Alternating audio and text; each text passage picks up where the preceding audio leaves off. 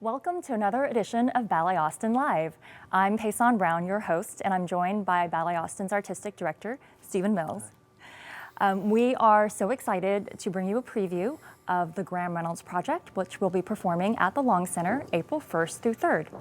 Stephen, this is a really special show for you because you get to work with one of your favorite Austin-based composers, Graham Reynolds. Tell us a little bit about that. Well, I've been working with Graham for quite a while. One of the first projects we did was the Bach project, where I asked him to write a piece of music relating to some piece of Bach that he liked, and it was really successful. That work ended up being Bounce, which is one of the works we're going to show. The second time was with the Mozart project, which turned out to be Though the Earth Gives Way, which is going to be on the program.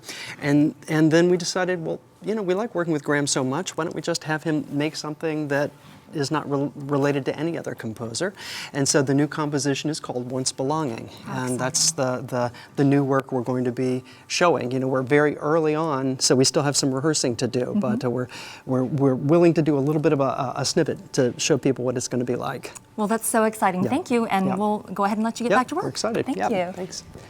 All right, dancers, let's take this from the Adagio after the cadenza, right? Okay. And we're going to go all the way to the end. Okay, here we go.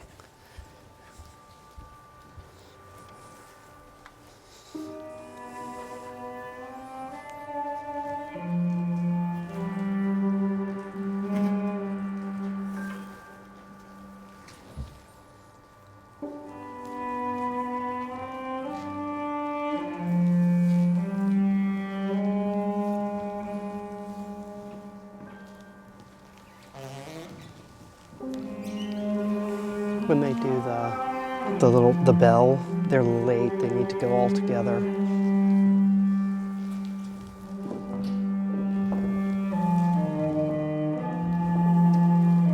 Let's ask them to step more underneath when they do the piqué up. And we'll want to work this just a little bit, so we're going together.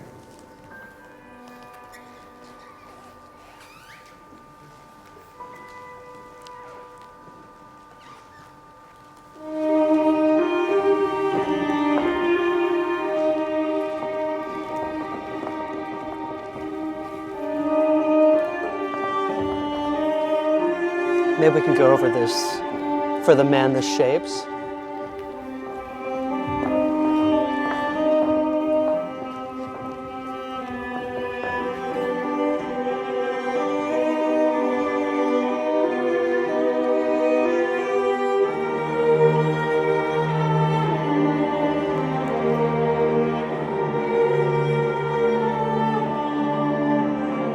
Preston needs to be in line with Oren on the fifth position.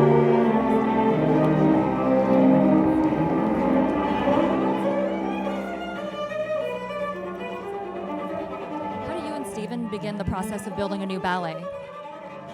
The first thing we do is Stephen says he wants to do something, and then I ask him a lot of questions, and I keep asking questions. And then I go make some ideas, come back, see what he responds to, ask him a bunch more questions, go through that a couple times.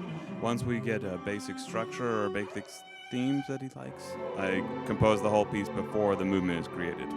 That's really neat. Thank you. And then it really is a collaborative process in that sense. It's collaborative the whole time, and I love collaboration, pulling me out of my boxes into something I've never done before. That's really great. Thank you.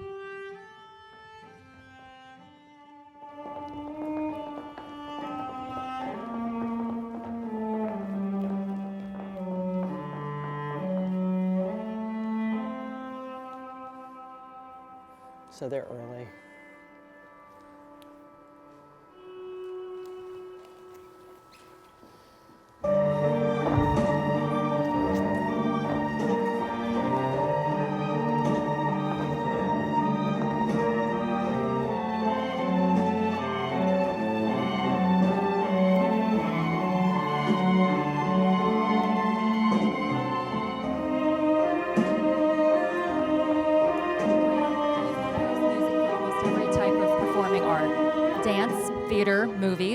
not to mention your role as a recording artist.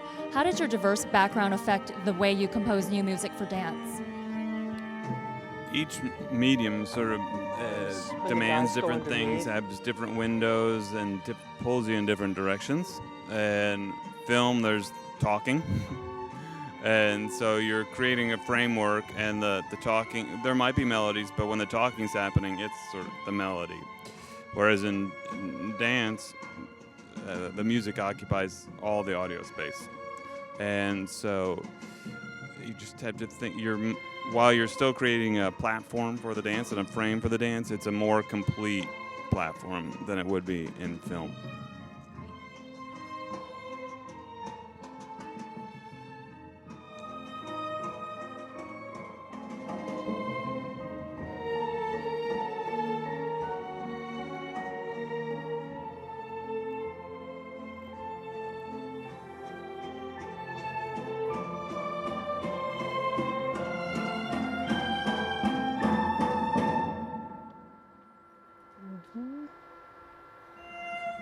It's just too much later.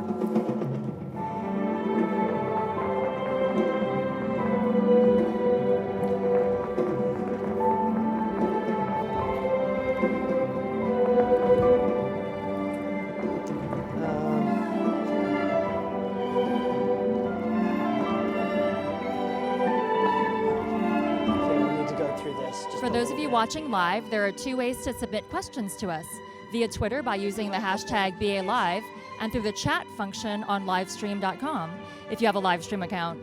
We'll be watching for your questions and we'll respond to them throughout our time with you.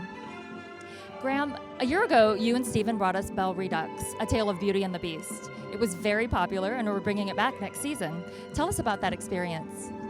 Oh, that was an amazing experience.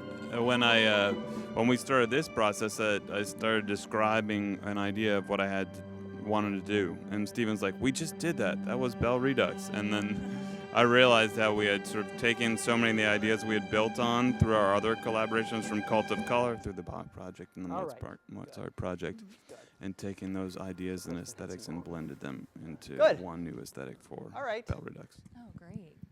Catch your breath. Let's go from the beginning of this. What was the first little bit? The bell step was late. We got to be all together. The bell. Towards the beginning. The bell step is late. What does that mean? Bing or bing. Bing, yeah, bing. It wasn't together, yeah. So we're trying to hit, the first bing is not, is there. The second bing is here, right? Right? Oh, okay. We could bing here. That's why. Oh. Yeah. So. But we could speed up and go bing. No, this would be better. I think if we're not rushing, that would be better. So right. 9. Do you think we could listen to that real fast? Try it one more time. 5.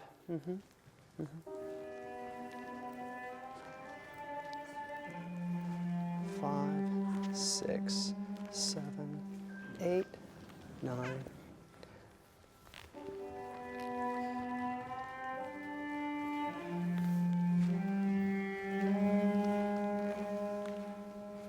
Bing. There you go. Okay. Good. All right. That's great. Okay. Yeah, you want to make sure that we want to make sure, and this goes for all of these steps. First of all, that you're stepping very large, very far out on the second position, and that's right. And then you're not just stepping here; that you're stepping there, so that you can get a little bit more of a twist to it. Right. That's it. Right. So it's not just a coupe, right? So you want to make sure you're really coming around the edge, right? And think about it more like, try not to think about it like second. Try to think about it there's a little bit of a rondeggion, because you want your back to move too, not just your leg. Right. By the end, that's right. By the end, like when we make that shift from the girls in the back to the boys in the back like this, it's not moving in your upper backs at all. Can we go to that place? From where we start? Yeah, when the guys are going to start to go to the side. So don't be afraid to really use that arm. Ready? What do I need to give you? 6? 1, 2, 3, 4, 5, 6. 1, 2, 3, 4, 5, 6. 1, 2, 3, 4, 5, 6. 1, 2, 3, 4, 5, 6. 1, 2, 3, 4. More shoulder. One, right shoulder back, left shoulder back. That's it. That's it. There you go. 1, 2, 5, 6. 1, 2. Right. Yeah. Because what you don't want is a ballet, right? You want a real shoulder action through there that you're stepping back, the hip and the shoulder. All right. You like to work that drag slide. Okay, there was a lot of promenade happening in that, there was a lot of spinning happening in that, that drag. We're doing 2, and then a little swirl, right? So how are we getting into it? Okay, go ahead, and 1, right? So Graham, one of the distinctive things relax a about the second. songs you compose is the Work that out uniqueness of the instrumentation. What are your favorite instruments to work with? Oh, I love so many, so it becomes hard. I grew up playing piano, but then I listen to so many things that I'm inspired I by. think all that of you them. need to turn your body a little more. And Enjoyed what are pedal you steel saying? the last few years. I've worked with horns for a long time. Now I've been focusing Yeah. on strings Squeeze a lot, in. not on everything, Try one more time. and also percussion. And so we took those two and put them together for It this. feels too high though, doesn't it? It's Can you do it one more mostly a small I feel string like you need to orchestra, hang like a down just a 20-piece little string bit orchestra, more. but then Yeah. 3 drum sets on top of that, and then piano. And so it's this 25-piece ensemble That's it. with Can you let her the down a late little bit romantic more? kind of Yeah. sound to it, but then the 3 drum sets throw that off. Okay. So there's a nice balance. Yes. And the music will be played live, correct? Yeah, it's all live, all 3 parts, and including this new one we're watching now. 2 So promenades, exciting. and I then love live swirl. music. Me too. I love performing. I love hearing live music. And I think for the dancers, it makes it really interesting to dance too, because Can you do like it? live music, you know, like any doing live the same. performance, it's a little bit different every time, so it keeps them on their toes as well. Yes, and I improvise a lot, and the players I work with improvise a lot. So trying to find that place where we're providing the dancers what they need Right. is important. Do Right. this step. But I think, no, you're the only one that does that, right? This, in the beginning part? You're the only girl that does that, right? Can we check this? Because you want to be, the beginning? The first one? No, this part, sorry. So you go there. When you go back, you want to have a flat back. When you go here, in some cases we're too far up, right? If you could think about a flat back coming around, it comes this way, then the hand, no, then the hand leads. Can you do it this way? Sorry. Can you go this way back? Right, that's it, that's it. That's it, right. Yeah, so can we try that? Ready? And 1, 2, 3. Right, flat back, good, that's it. There you go, there you go. That's it, right. Perfect. Pressing needs to be in line with Oren and the PK. So when you guys step up after you've done this thing and you've gone tombe back like this and you do the promenade, when you step up, you want to be side by side, right? And what you tend to do is hang back just a little bit here. So can I see from you've done the promenade? How does that step work? You tombe So back. Graham, tell us a little bit more about your specific inspiration for the music for this score. I took inspiration from a bunch of different places, and we were featuring cello, and so I You might even was come listening to the Elgar Concerto and then a whole bunch of cello concerto material.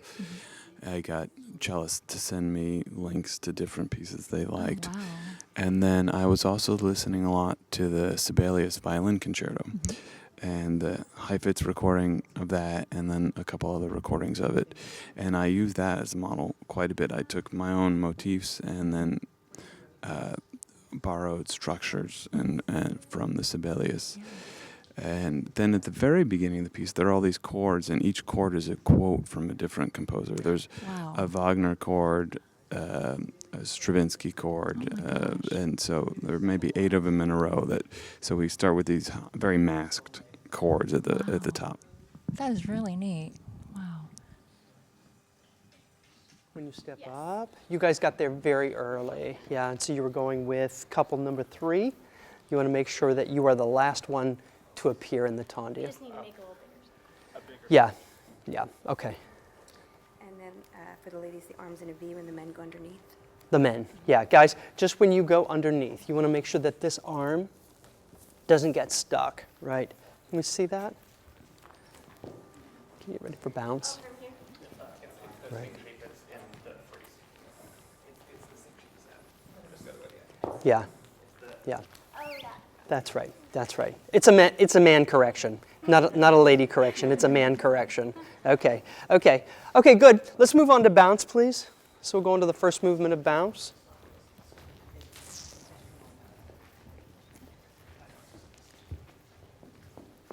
As you can see, Stephen is now bringing in another set of dancers to work on the ballet called Bounce, which will be the final piece in the Graham Reynolds Project.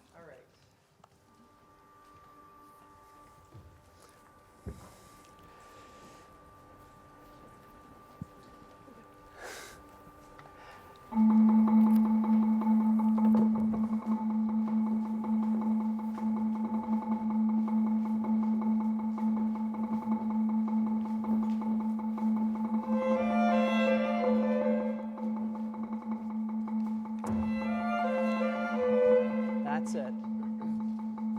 We have another treat for everyone today. Oliver Green Kramer, one of our company dancers, joins us to talk more about how Stephen and the dancers create a new work. Oliver, explain the workshopping process you go through with Stephen to create the choreography that we eventually see on the stage.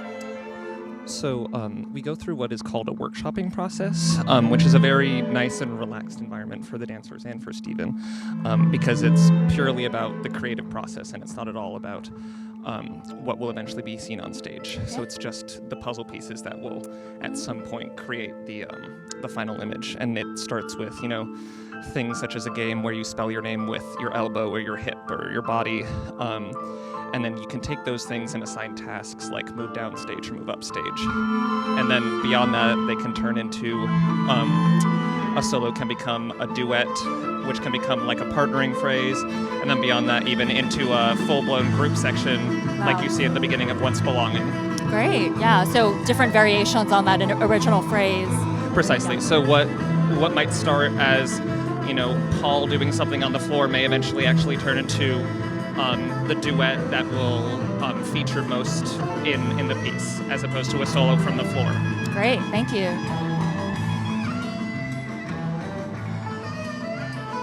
This spacing is still not right. Before they do this.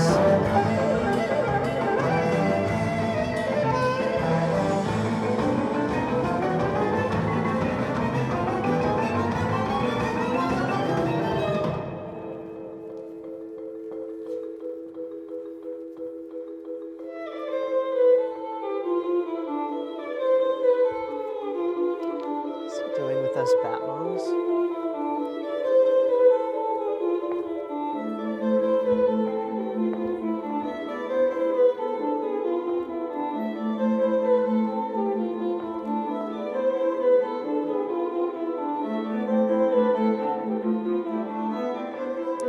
Graham, Bounce was originally part of a production that debuted in 2010 called Truth and Beauty, the Bach Project. How did Johann Sebastian Bach inspire you in the creation of this score? Everything in the score has a root somewhere in the Bach, and I would put the score up on the piano and take a little chunk and improvise on it, or sit at the drums and play around with the ideas in there, and then I would take these ideas I extracted, remove the Bach, and build something new on top of it, and then see what Stephen liked. That's great.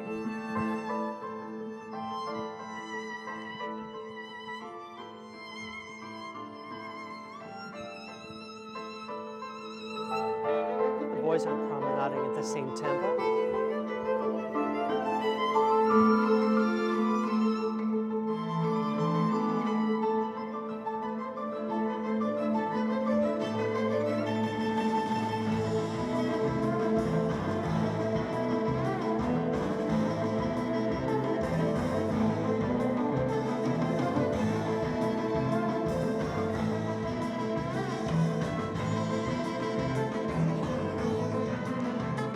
Oliver, what is it like for dancers to restage a work like this 6 years after it was first created by Stephen? So when you first learn that you're about to revisit a work, a lot of dancers get very excited because a role that may have been created on you as a young dancer, you finally get to revisit and make new choices as a more mature dancer. I mean, there's always the jokes about, being 6 years older and like, oh, my hamstrings don't do that anymore. Right, But of course. it certainly is a privilege to get to dance a piece more than once. Great. And it's also very interesting because this piece, Bounce, there's a new cast member with an entirely, with the entire Returning. original, everybody returning the original cast with one person new. So it's new partnerships, discovering new things about the movement with someone new. Absolutely. Happening is, and this is maybe the way it always was, but what's happening is the ripple is slow, so that by the time it's finished, it never finishes. That's what I'm saying. Rather than going shh and stop, and then back and stop, by the time it gets to about here, it's already starting the next one. And I'm wondering if we could have just a little bit of a pause. Do you know what I'm saying? So it goes shh, stop, shh, stop. So maybe you want to overlap a little bit more going across. Do you want me to be faster? No. I was essentially taking an 8. No, no, it's fine. It's fine. It's just, it's like you're the drop of the water, and then it should go just a little bit faster. So if we go and,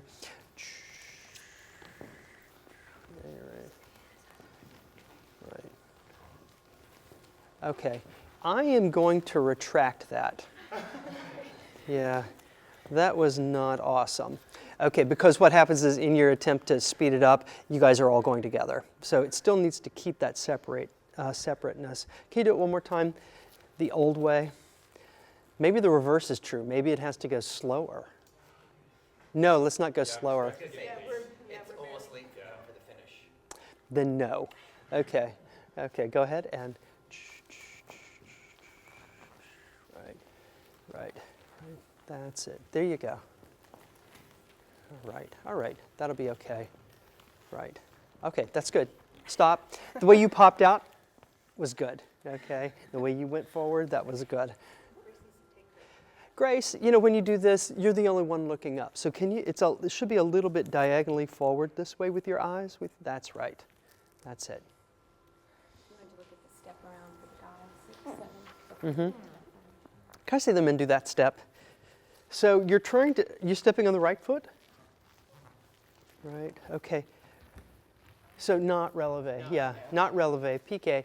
And if you could hang on to it just a second longer, you might need to go up a little more vertically so that then you can control how it falls off. Right. And sorry, is the arm here or is the arm here? Just a little over. Rounded? Oh, no. Rounded though. Yeah. Can you make it a little more rounded? Can you try that all together? Right, and go ahead and. Oliver, all Ballet Austin dancers are trained in classical ballet and are excellent When at are you performing off? the classics. 5, 6. Contemporary ballet 5, offers 6. a different set of challenges than does classical work. Okay. What unique challenges come with performing more contemporary work? Ready? So, as you said, 1, 2, 3, we 4, 5, 6, are 7. a 1, company 2, that does both 3, classical 4, and contemporary 5, works, 6, and we start every morning with a classical ballet class at 9 a.m. And it's something that we've all been working on since very young, since we were all very young. And so it starts with basically just not doing something that you do every morning, which is so exciting for us, getting to create new movement, learn new movement, and discover new things that our bodies can do and what we can do with patterns and music and different things, such as new works with Graham. And it also breaks down to things like different cross training that we do because we're using different muscle groups. Like the lunges are different, and this piece Bounce is obviously rather jazzy and much quicker than many of the classical ballets. And so the freedom that comes from that kind of movement is something that we have to push ourselves to do that we don't always get to do in classical works. Right. The movement vocabulary is much broader in contemporary work. Precisely. So it's all, it's not brand new movement, but it's all done in a way that we haven't gotten to do before, which is incredibly exciting, even if it is a work such as Bounce, which is being reset. Right. Okay, great. Thank you. And a question for you, Graham. Can you tell us specifically about the instrumentation for this piece, Bounce? So the first thing Steve and I talked about was a percussion-driven piece, and drums in particular. And when we started extracting the rhythms from the Bach, they were pretty straight, and so there wasn't as much to be directly inspired by. So we built on a heavy rhythmic foundation, but then brought in other elements. So it ended up being this sort of chamber jazz big band with a string quartet and then a jazz rhythm section and horns, but especially the rhythm section coming from a mixed rock background, so playing a little just a little more raucous in energy, and but the marimba and the strings really sort of ground it in a more chamber music area. Great, yeah. I can hear all of that, and you know. Oh, good. Yeah. I wonder if you can, like, get closer as I do it, maybe? Would that work? It's Or going to make you the don't- next do thing. not have Don't to- worry I about wanna be that. closer, yeah. Make it his problem. So you're fine doing this. You've got to do what you've got to do, right? That one. Yeah, that's right. That's all it needs. Now go to the next part. Right. Right, but that's a canon, no? Yeah, she goes, I go. Can you make it a little more open? A little more lag? Right? That's it. And then that one's together. Yeah, but again, it still looks like a batma. So if you go here, are you on demi point here? Or you put it down. Down. Uh-huh. Let it go forward a little more. Let it go this way a little more before you go around. That's it. There you go. Oh, and then you're staying back like Yes. this. Is that okay? Yeah. All right. In the double duet, they're not going with that together. Yeah, can you guys come do the double duet? The spacing was better. You know, just backing up one little thing, when Paul and Ashley are leaving, you could go circle around to the back just a little bit more. It looks like you're waiting for them to get out of the way, which is not what we don't want to look impatient, right? Can you guys come do that? So what would be better is just take a bigger circle, right? Right, so they go there, right, See the way you worked with Ashley in that circle was good. Where you placed yourself was better that time, right? Can you let it swing a little bit more? Yeah?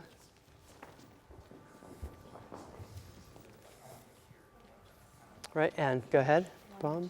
3, 4, 5, 6, 7, That's 8, it. 9, 10, 11, 12. 1, 2, 3, 4, 5, 6, 7, 8, Right, good. 9, 10, 11. Good. So from here, sorry, just turn your hip more. 3. That's it, right? That's it. There you go. Okay. Now we've got the double duet. It was the place where you go, the speed with which you're promenading is different.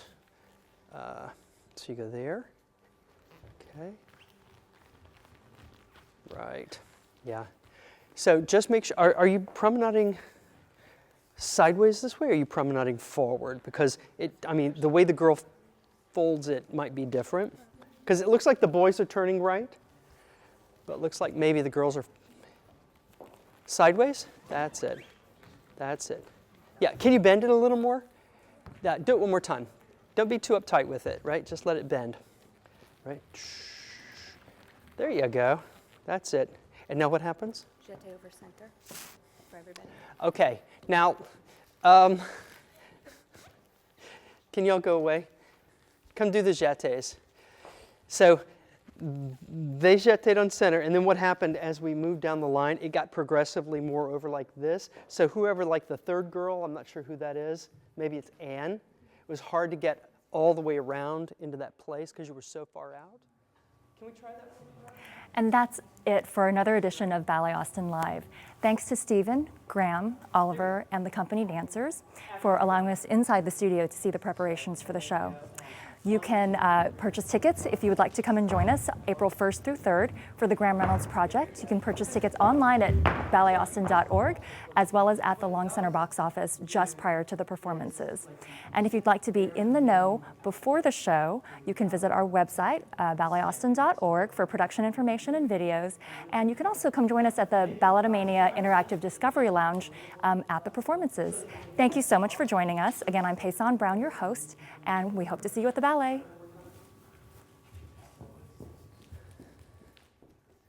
Ready? 1, 2, 3, 4.